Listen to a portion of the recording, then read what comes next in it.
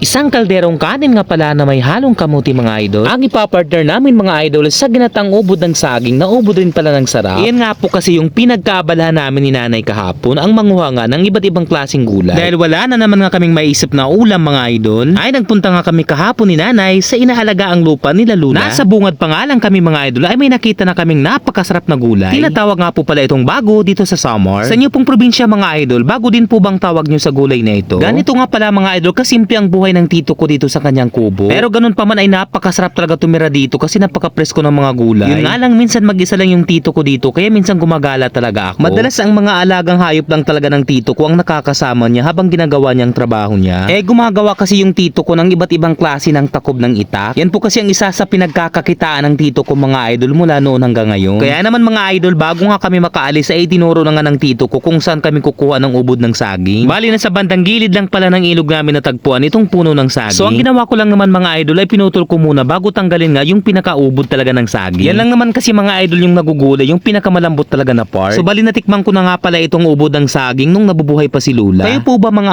idol, natikman nyo na rin po ba ito? Sa hindi kalayuan nga, pagkatapos namin kumuha ng ubod ng saging ay may nakita na nga kaming mga pako. Medyo dito na nga kami ni nanay tumagal sa pamimitas ng pako. Medyo magkakahawig kasi sila sa damo mga idol kaya minsan mahirap makita. Pero ganun pa man kami po ay nagpapasalamat ni nanay kasi kahit papaano ay may nakuha kaming mga iba't ibang klaseng gulay. Hindi ko na nga nabidyohan mga idol yung pamimitas ko nga ng kangkong at saka yung talbos ng kamuti kasi gabi na nga. At nang makarating na nga kami sa bahay mga idol, ay agad-agad na ngang hiniwa ni nanay itong ubod ng saging. Sunod na gagawin mga idol ay tatanggalan siya ng sapot at paiikot-ikutin. Yan po kasi mga idol ang ginagawa namin para mas maging masarap talaga yung lasa. Medyo matrabaho nga lang kasi pipigaan mo pa siya at talagyan ng asin. Dapat pigang-piga talaga mga idol para matanggal talaga yung katas.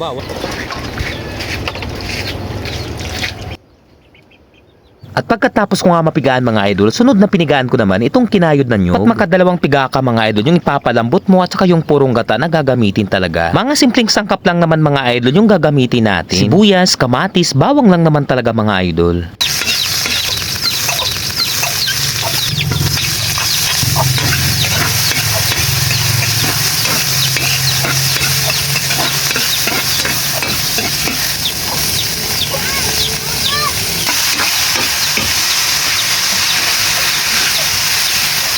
At pagkatapos nga maigisa mga idol ay ilalagay na nga itong pangalawang gata at tatakpan muna at hayaang lumambot at matuyo. Eto nga pala mga idol yung itsura nung binuksan natin, abay grabe napakabango. May dinagdag na siling green pala tayo dito mga idol, ang kaso nga hindi yung mahahaba. At kung tuyo na nga ito mga idol ay ilalagay na nga natin yung pinakaunang gata.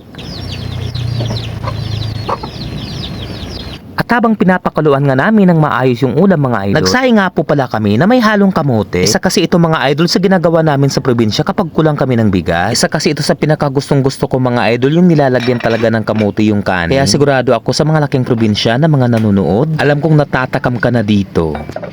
Kaya na tayo mga idol. Ito na nga po yung kanin na merong halong kamote at saka yung ubod ng saging or bani ng saging na ginataan. Sarap mga idol.